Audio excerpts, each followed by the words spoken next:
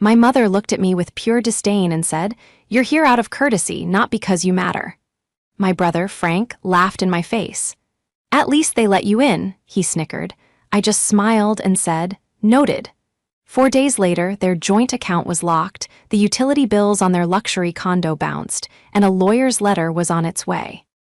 This is where the story truly begins, and you won't want to miss what happens. Make sure you're subscribed to see it through to the end. We're always curious. Where in the world are you all watching from today? Let us know in the comments.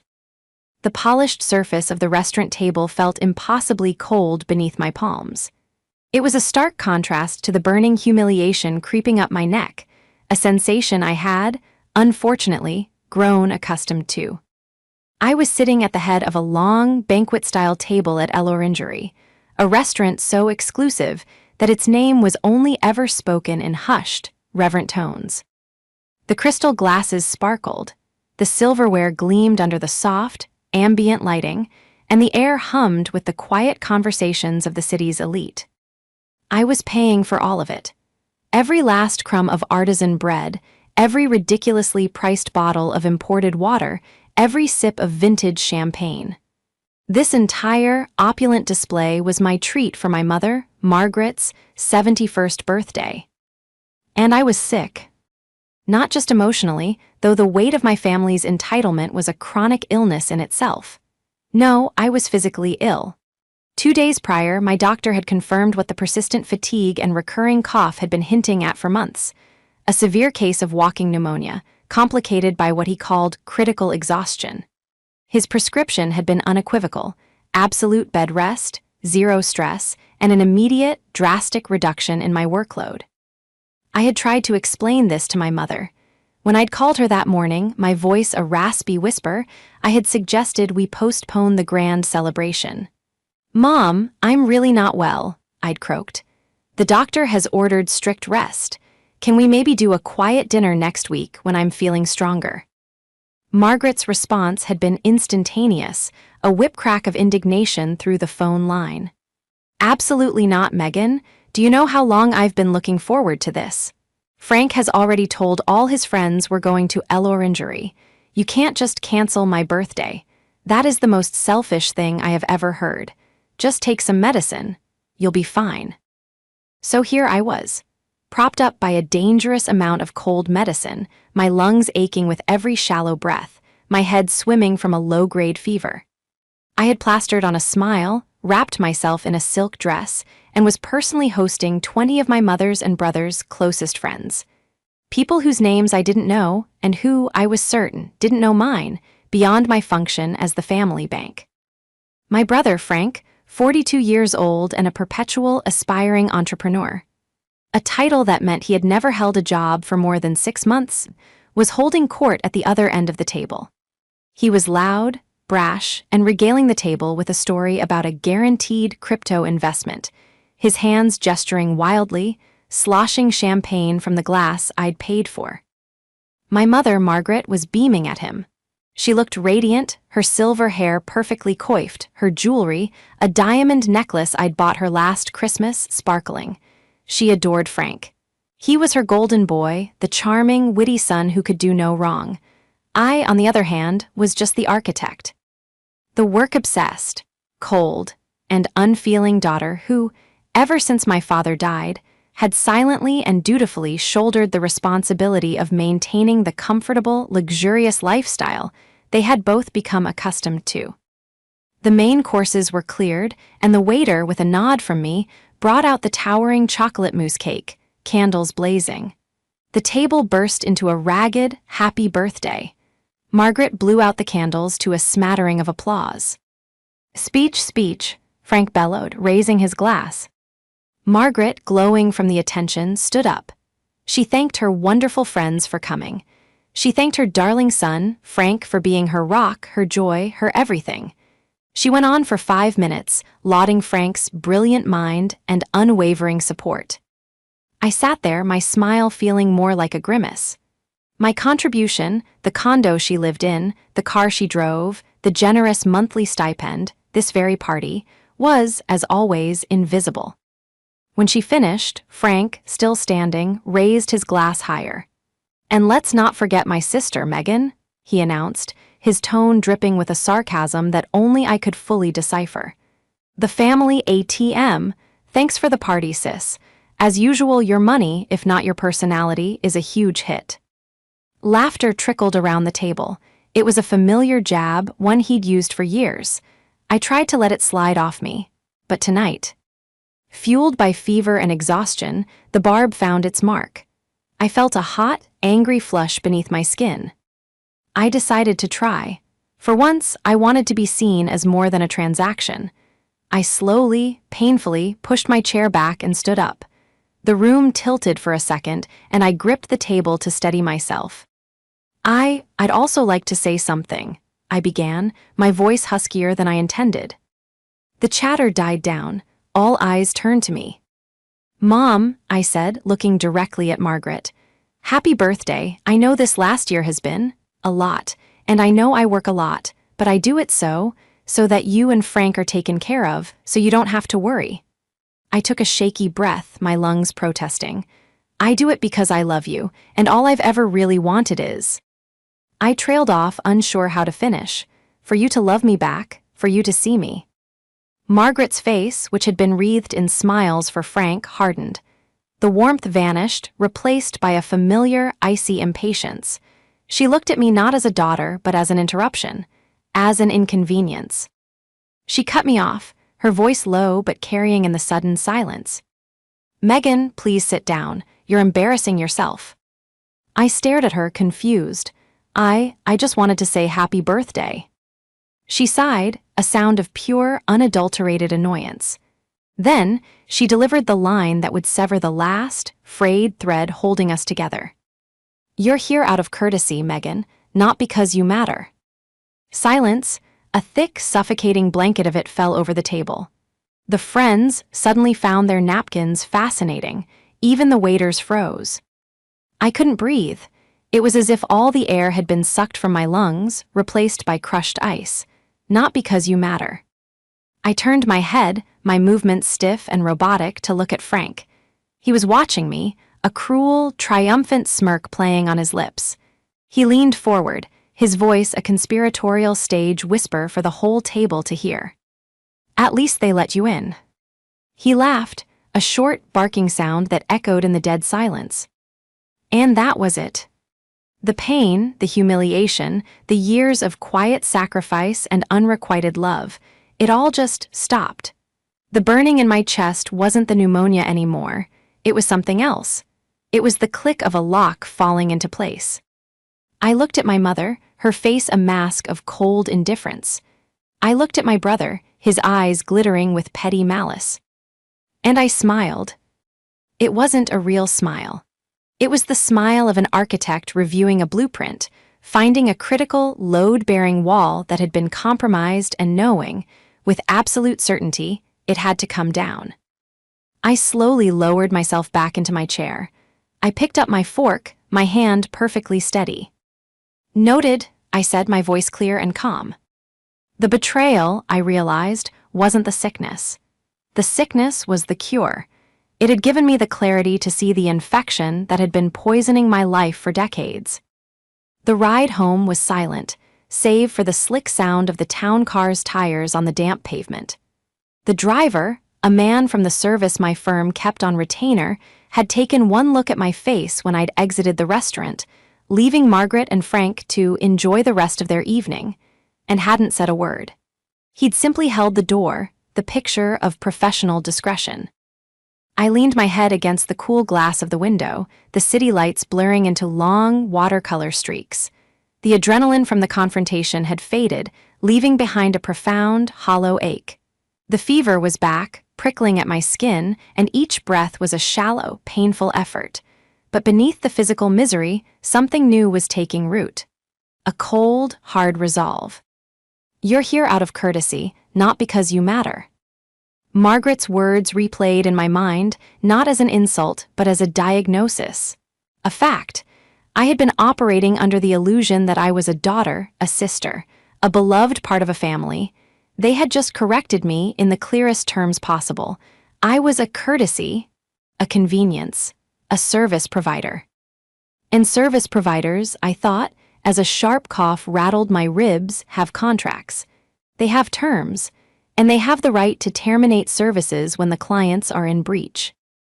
When I got back to my apartment, a quiet, minimalist space that was my only true sanctuary, I didn't go to bed despite the doctor's orders. Instead, I went to my study. I bypassed the sleek, modern desk where I sketched designs and went to the large, custom-built shelving unit that housed my files. Not my architectural blueprints, but the thick, bound folders that detailed my other major project, the Margaret and Frank Preservation Trust. It wasn't actually a trust, not in the legal sense. That had been my mistake. I'd wanted to keep things simple, flexible. It was just my life, my assets, my name. I pulled out a thick black binder labeled Condominium 18B Riverwalk. I opened it. There it was, the deed. My signature, clear and bold at the bottom. Megan Elizabeth Vance, sole owner. I pulled out another, vehicle black sedan. The title, Megan Elizabeth Vance. Another, joint account 8819. This one was a shared checking account I'd set up at their bank, linked to one of my own business accounts. I had set up an automatic, generous transfer for the first of every month to cover their living expenses. Dinners out, clothes, Frank's business, lunches, Margaret's salon appointments. But I was the primary funding account holder. They were just authorized users. I sat on the floor of my study, surrounded by the paper infrastructure of their lives, and a single, recurring thought echoed in my head, a counterpoint to their cruelty. But they had forgotten one crucial thing. They had forgotten who exactly I was. They saw me as the boring daughter, the workaholic, the pushover. They had mistaken my generosity for weakness, my competence for a lack of personality. They had never once, in all these years, stopped to think about what I actually did for a living. I wasn't just an architect. I owned a firm. I designed, built, and managed complex, multi-million-dollar projects. I dealt with cutthroat contractors, navigated labyrinthine city zoning laws, and negotiated ironclad contracts with corporate clients who would eat you alive if you showed a moment's weakness. My job wasn't just drawing pretty pictures. It was about structure, foundations, and consequences. They thought I was their ATM. They had forgotten the ATM is connected to a bank, and the bank always knows the balance. The next morning, I woke up feeling like I'd been run over. The pneumonia had taken advantage of my emotional distress and was now fully engaged in a hostile takeover of my lungs. I called my assistant, a ruthlessly efficient woman named Chloe, and told her I was taking an immediate, indefinite medical leave. I told her to cancel all my meetings and to forward all critical matters to my second-in-command. Everything, she asked, her voice tinged with a rare note of concern. Even the presentation for the city council. Everything, I croaked. Except for one, I need you to book me a conference call with Graham. Graham was my lawyer. Not just any lawyer, but the sharpest, most formidable corporate litigator in the city. He handled all my firm's contracts and had, on more than one occasion, ripped a competitor to shreds in negotiations with nothing but a quiet voice and a deep knowledge of their every weakness. Book it for when? Chloe asked. 10 minutes from now, I said and hung up. I sat at my kitchen island, sipping hot water and lemon, when my phone rang. Megan, Graham's smooth, baritone voice said, Chloe said it was urgent. You sound terrible. Are you all right? No, I said simply, but I'm about to be. Graham, I need to evict a tenant. There was a pause. A tenant from one of your commercial properties. No, I said, looking out the window at the gray city morning. From my personal property, my mother. Another pause, this one longer. Graham had known my family for years. He de-handled my father's will, the will that had left everything to Margaret, who, with Frank's help, had managed to burn through the entire estate in under 3 years, forcing me to step in. Graham knew exactly who they were. I see, he said, his voice dropping into that calm, dangerous tone I knew so well. And what, precisely, is the situation? I told him. I recounted the entire dinner. The setup, the humiliation, the fever. And then I repeated the two sentences that had changed everything. You're here out of courtesy, not because you matter. At least they let you in. When I finished, the line was silent for a long moment. I could practically hear him processing, the legal cogs turning. Well, Graham said finally, his voice devoid of all emotion save for a chilling professionalism. Courtesy, as a legal concept, is non-binding, and mattering is not a prerequisite for tenancy, but a lease agreement, or lack thereof, certainly is. Tell me, Megan, what would you like to do? I want them out, I said, the words tasting like freedom, and I want to sever every financial tie. Today. That's a sound structural decision, Graham replied. Let's review the blueprints. They had forgotten one crucial thing. They had forgotten that I don't just build things. I also know, better than anyone, how to tear them down. To understand the chill in my voice as I spoke to Graham, you have to understand the warmth I had poured into my family for 2 decades, receiving only frostbite in return. My father was an engineer, a kind, brilliant, and tragically unassertive man. He saw the world in numbers and blueprints, and he adored my mother, Margaret, for being his opposite, vibrant, social, and utterly charming. He also, to his detriment, saw his son, Frank, as a late-blooming version of himself. He'd always say, "Frank's a people person, Megan. You've got the bra. Ins, he's got the charm. You'll both go far." The problem was, Frank's charm was a predatory instinct. He had learned early on that he could get anything he wanted from our mother with a well-timed smile and a honey-laced compliment. From me, he just took. He'd borrow my meticulously saved allowance, my college textbooks, and later my money, always with the same dismissive air. "Come on, Megan, you don't even use it. You're always just working." I, on the other hand, was my father's daughter. I inherited his mind for structure and his quiet diligence. While Frank was the high school quarterback and prom king, I was the one winning state mathletics trophies and building a scale model of our town's historic district for the library. When I went to architecture school on a full scholarship, Frank flunked out of 3 different community colleges, each time blaming uninspired professors. When I was pulling all-nighters as an unpaid intern at a prestigious firm, Frank was finding himself on a backpacking trip through Europe, funded by my father. Then, when I was 28 and just starting to make a name for myself, my father had a massive, unexpected coronary. He was gone in an instant. The grief was a tidal wave, but it was the financial aftermath that truly drowned us. My father, in his adoring but naive way, had left everything to Margaret, with no trust, no provisions, no oversight. Margaret and Frank, united in their shared grief and financial incompetence, were a disaster. Frank, stepping into the man of the house role he'd always craved, convinced Margaret that my father's portfolio was stagnant. He had a friend, he said, a real visionary, who was launching a revolutionary new tech-infused agri-pharmaceutical crypto venture. It was a sure thing. They invested everything. It took them less than 3 years to lose it all. The house, the stocks, my father's pension, everything. I found out when a moving truck was parked in front of my childhood home. Margaret called me, hysterical, blaming my dead father for leaving them in this mess.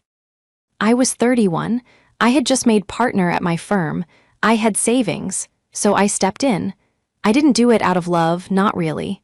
I did it out of a misguided sense of duty, out of respect for my father's memory. I bought the upscale condo on Riverwalk. I put it in my name. "Just until you get back on your feet, Mom," I said, knowing full well that day would never come. I bought a reliable car, also in my name, for her to get around. And I set up the joint account, a stipend to cover their expenses so Margaret wouldn't have the stress of managing bills.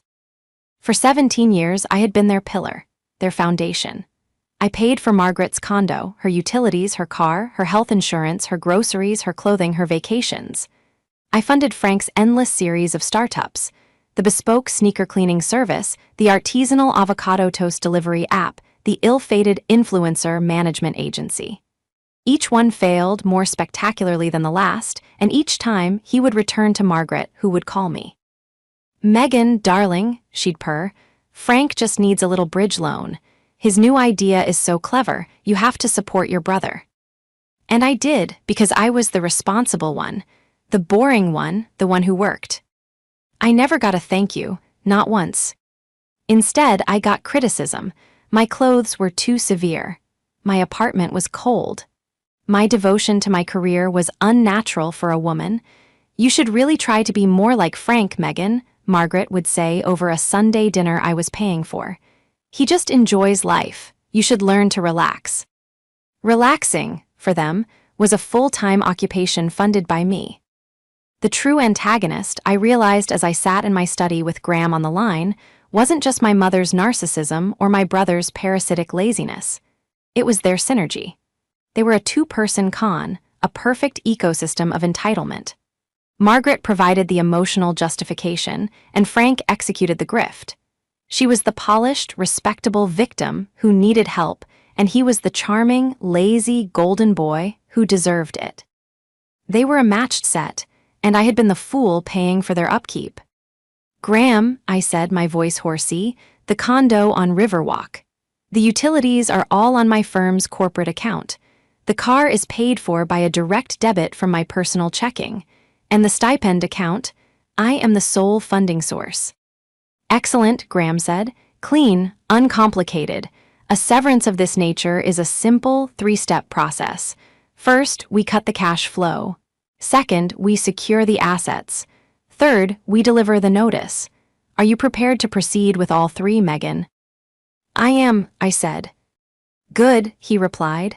"Step 1, I'll need you to come to my office to sign the fund transfer stop orders. And Megan, bring the deed and the car title. We'll transfer them into a holding company, effective immediately. It's time to put a firewall. L between you and them." A firewall, I liked the sound of that. I was finally building something for myself, a wall. The next 3 days were a blur of feverish activity, both physical and logistical. My pneumonia had dug in its heels, and I was running on a cocktail of antibiotics, cough syrup, and pure, unadulterated spite. But for the first time in my life, the illness felt like a shield. It gave me a valid, ironclad excuse to ignore the world, specifically the 14 missed calls from Margaret and the 22 texts from Frank that had piled up since the dinner. The texts were a predictable blend of manipulative tactics. From Margaret, "Megan, I am very disappointed in your behavior. Walking out on your mother's birthday like that, you need to apologize." From Frank, "Hey, Mom's really upset. You made her cry, not cool." From Margaret, "Are you screening my calls? This is childish. Frank needs you to look over a new business proposal. It's very promising." From Frank, "Yo, you good. The stipend hasn't hit my account yet, usually here on the 1st. Check it." That last text, which arrived on day 3, was the one I'd been waiting for.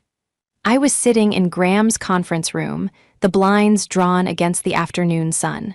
The room was cool and quiet. On the table in front of me was a stack of freshly signed documents. I had physically dragged myself to his office, my face pale and masked.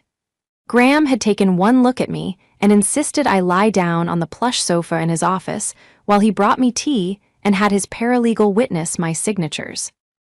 The clever trap, as it turned in, wasn't complicated at all. It was just the truth finally weaponized. The leverage was simply my name, Megan E. Vance.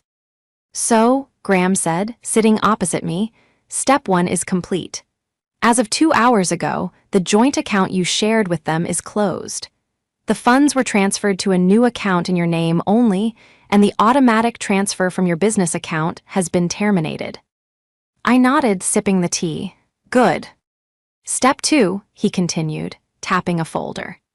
"The utilities for the Riverwalk condo, power, water, gas, internet, the building's management fees, have all been disassociated from your firm's corporate account.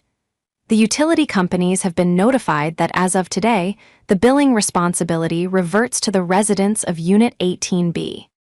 "And the residents," I whispered, "are Margaret and Frank." "Precisely," Graham smiled.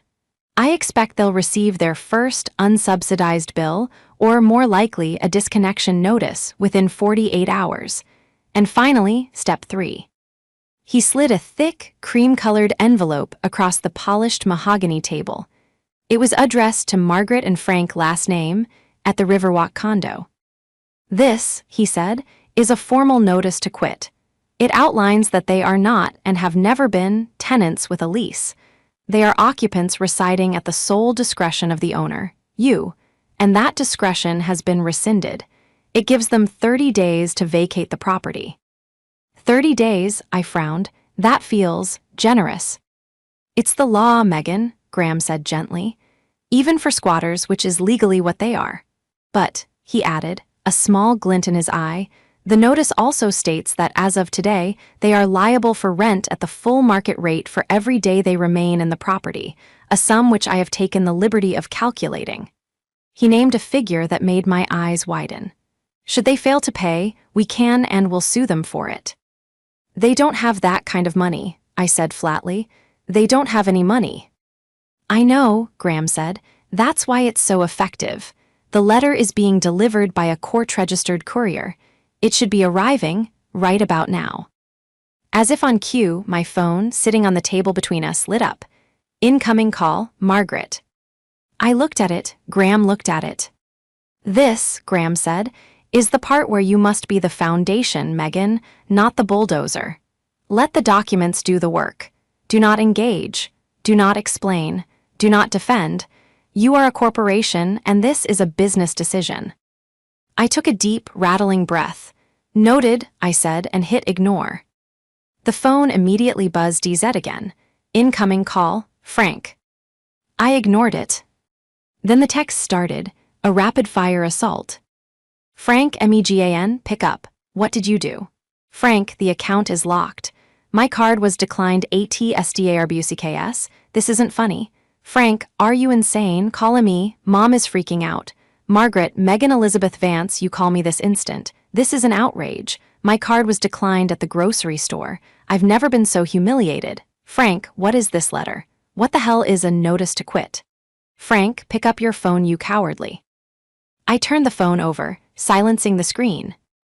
"I need to go home," I said to Graham, feeling a sudden wave of dizziness.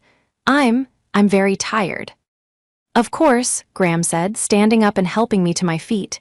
"You've done the hard part. Now you rest. Let the me. Dissing work. Let the lawyers work." He walked me to the elevator, his hand lightly on my back. "Megan," he said as the doors opened, "you're not just an architect. You're the developer. You're the client. And you're the bank. They just built their house on your fault line." "They did," I agreed. "They forgot the most crucial thing, Megan." I looked at him, my fever-bright eyes meeting his. "What's that, Graham?"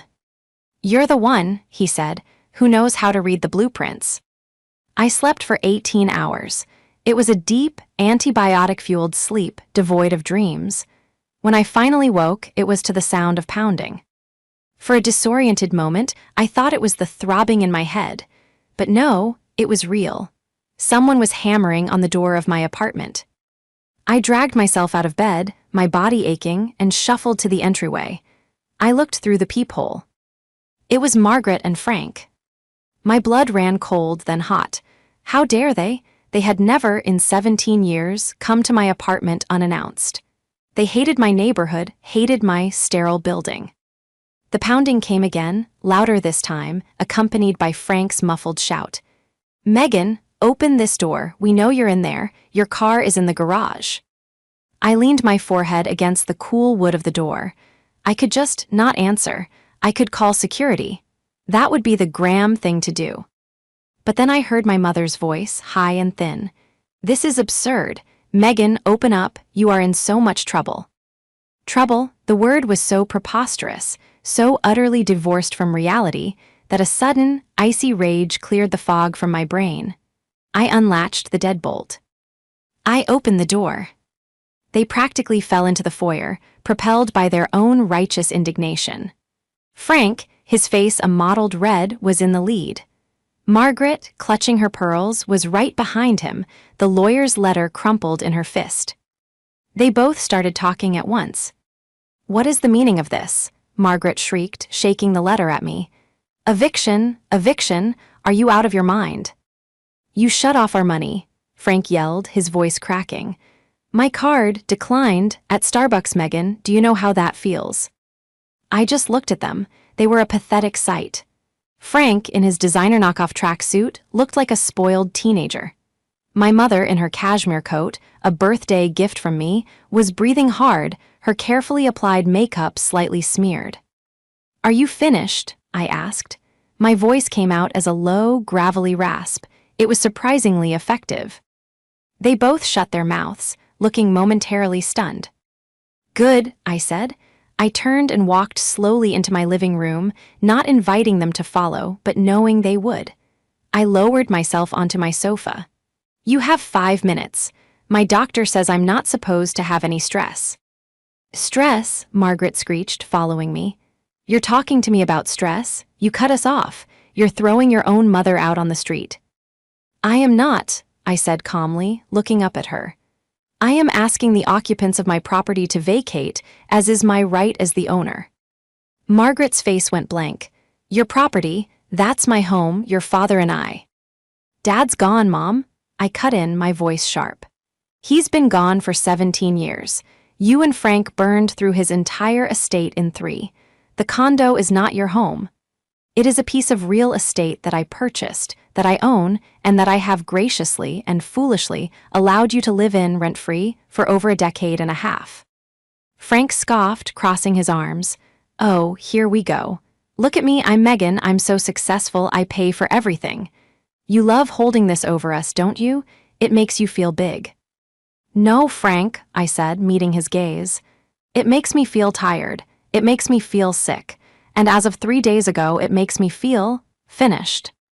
"You can't do this," Margaret said, her voice dropping, shifting tactics. This was the disappointed mother voice. "This is not how you were raised. A family takes care of each other." "A family?" I let out a short, harsh laugh that turned into a hacking cough. I grabbed a tissue and pressed it to my mouth. "A family? Is that what we are? At your birthday dinner, you told me in front of 20 people that I don't matter, that I was only there as a courtesy. And you," I said, pointing a trembling finger at Frank, "you laughed. At least they let you in." Frank had the grace to look away, but Margaret was unfazed. "Oh, for heaven's sake," she said, waving a dismissive hand. "You're still on about that. It was a party. I was joking. You're always so sensitive, Megan. You can't take a joke." "It wasn't a joke, Mom," I said, my voice dangerously quiet. "It was the first honest thing you've said to me in 20 years. I stood up, my legs shaking, but my resolve firm. "I am not your daughter. I am not your sister. I am your courtesy. And my courtesy has just been revoked." I walked back to the door and "Pendant, get out." "We're not going anywhere," Frank blustered, trying to regain his footing. "You can't just kick us out. We have rights." "No, Frank, you don't," I said. "That's the part you've never understood. You have privileges. Privileges that I paid for, and I'm done. The letter from my lawyer is not a suggestion. It's a legal notification. You have 30 days. "And what are we supposed to do?" Margaret wailed. "Where are we supposed to go? We have no money." "That," I said, "is an excellent question. One you probably should have asked yourselves before you decided to humiliate your sole source of income. I'd suggest Frank finally put that brilliant mind of his to work and get a job. You have 30 days to figure it out." Frank's face contorted in rage. "You'll be sorry," he hissed, jabbing a finger at me. "You can't do this to us. I'll tell everyone what you did. I'll tell them how you abandoned your family." "Go ahead," I said. "Tell them. And while you're at it, tell them about the condo I paid for, the car I paid for, the food you ate, the clothes you're wearing, the phone you're holding. Tell them the whole story, Frank. See who they side with." He paled. He had no answer. "Get out," I said again, my voice raw. Margaret, seeing the tide had turned, tried one last time. "Megan, baby," she said, her voice thick with false tears. "You're sick. You're not thinking straight. Let's all calm down. Why don't you call your bank and just fix this? Turn the account back on. We can talk about this." I looked at her, at the woman who had given birth to me, who had never once mothered me. "Noted," I said, and stared at her until she and Frank finally backed out of my doorway. I shut the door, slid the deadbolt, and leaned against it, my heart hammering against my ribs. The confrontation was over. The case was just beginning. The silence that followed their departure was heavier than before. It was the eye of the storm quiet. I knew this wasn't over. I had won the confrontation, but the war for my freedom was just beginning. They wouldn't just leave. Their entire sense of self was built on the foundation of my servitude. I went back to Graham. My pneumonia was finally receding, but I was still weak. Graham, however, was energized. "They're desperate," he said, handing me a file. "And desperate people make mistakes. Your brother, Frank, has been busy." "Busy?" I asked, opening the folder. "He's been trying to access your credit." My blood froze. "What?" "He called your primary bank, the one that holds your firm's accounts, and tried to identify himself as your financial partner. He said you were incapacitated and that he needed to be granted emergency access to all funds. He had your social security number, your mother's maiden name, all the keys." I felt sick. My social. He must have gotten it from the tax documents I sent to the condo for their records. "Exactly," Graham said. "Thankfully, your bank's security protocols are excellent." The moment he mentioned incapacitated, they put a red flag on the account and cross-referenced with my office, as I'm listed as your legal counsel. The request was denied, and a fraud alert has been placed on all your accounts. "My God, Graham," I whispered. "He was trying to steal everything." "He was," Graham said grimly. "Which brings me to my next point. This isn't just a family dispute anymore, Megan. This is attempted fraud. It's criminal, and it gives us leverage. But I've been doing some digging of my own. I didn't think Frank was smart enough to come up with this on his own, so I had a private investigator run a check on him. Specifically, his business ventures." He pulled out another folder. This one was thicker. "Your brother's startup ideas weren't just failures, Megan. They were scams. The influencer management agency. He took thousands of dollars from aspiring models for portfolio fees and then vanished. The artisanal avocado toast app. He collected pre-order payments for 6 months with no intention of ever building the platform. He's left a trail of small claims court judgments and angry victims all over the state." I stared at the documents. It was all there. A history of petty, pathetic fraud. "He's a con man," I said, the words tasting like ash. "A cheap, lazy con man." "And your mother," Graham continued, his voice gentle, "has been his willing accomplice. She co-signed on his business bank accounts. She was the references he gave to the models. She's implicated." It was all so much worse than I thought. It wasn't just entitlement, it was rot, a deep, systemic corruption of character. My phone rang. It was Margaret. I stared at it. "I have to end this," I said, more to myself than to Graham. "All of it." I answered the phone and put it on speaker. "Megan," Margaret's voice was frantic, a stark contrast to her usual cool disdain. "Thank God, the power is off, Lights just went out in the condo. The internet is gone, and the building manager just slipped a notice under the door about imminent disconnection of the water. What is going on?" "It's called paying your own bills, Mom," I said, my voice dead. "Pay them with what? You locked our accounts. Frank's card is still declined. This is inhumane. You've left us in the dark." "You've been in the dark for 17 years, I said. "You're just now noticing." "Frank went to the bank," she shrieked. "He tried to fix this, and they treated him like a criminal. They accused him of fraud. Fraud, Megan, your own brother. How could you do that to him?" "I didn't do it, Mom," I said, looking at the file Graham had given me. "Frank did. He's been doing it for years." "What are you talking about?" she snapped. "I'm talking about the influencer agency, Mom. I'm talking about the dozens of people he stole from. I'm talking about the court judgments. I'm talking about the fact that he tried to drain my bank accounts this morning by lying and saying I was incapacitated." The line went completely silent. The only sound was Margaret's sharp, panicked breathing. He told me that was a misunderstanding, she finally stammered. He said he was just trying to help, to pay the bills. He was trying to steal, Mom, just like he's been stealing from me, from us, for our entire lives. And you've been holding the ladder for him. That is not true, she cried, but her voice was weak, the conviction gone. This is over, I said, all of it. Graham is in the room with me. We have a file, a very thick file. It details every one of Frank's scams. It details your involvement. You have two options. I let the silence stretch. Either, I continued, my voice like steel, you and Frank sign the agreement Graham is sending over right now, a full and final severance, relinquishing any and all claims to my assets, my estate, or my name forever. You will walk away from the condo, the car, and any connection to me, and I will not press charges for the attempted fraud. Or, I will. You wouldn't, she whispered. Your own brother. Try me, I said. He's not my brother, you're not my mother. You told me so yourselves, I'm just a courtesy. And my courtesy has expired. You have 24 hours to sign the papers. If you don't, I am handing this entire file to the district attorney.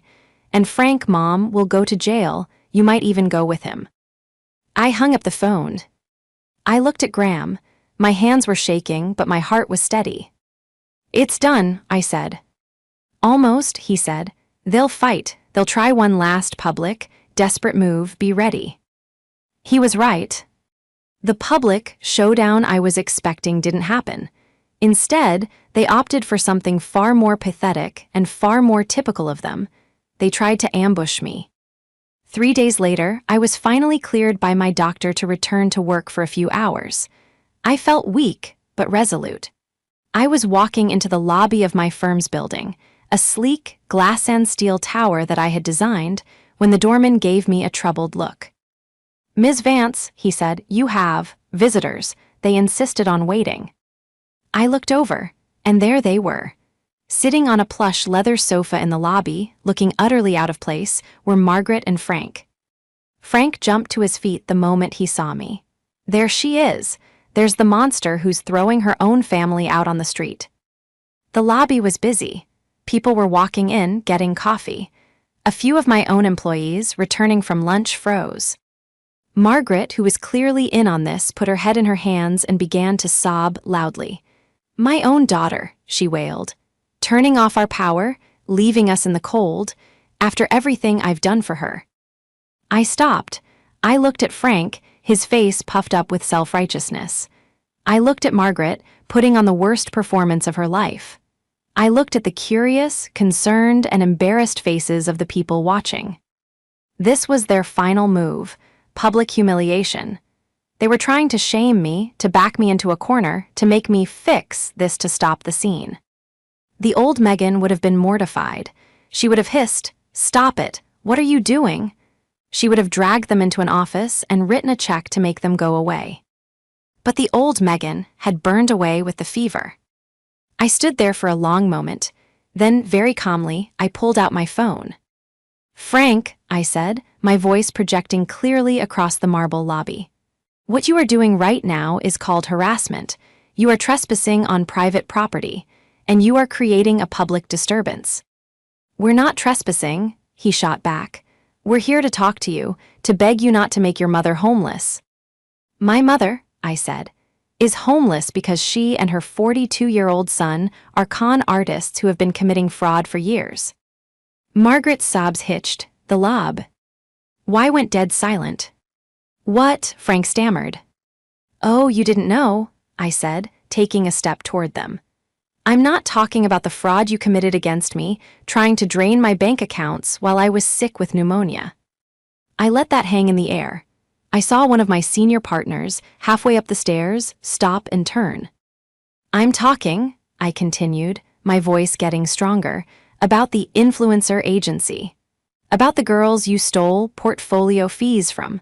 I'm talking about the avocado toast app and the hundreds of pre-orders you took for a product you never intended to make. I'm talking about the court judgments." Frank's face went from red to a ghostly, pasty white. He looked like he'd been punched. I don't know what you're talking about, he said, but his voice was a squeak. You don't, I said.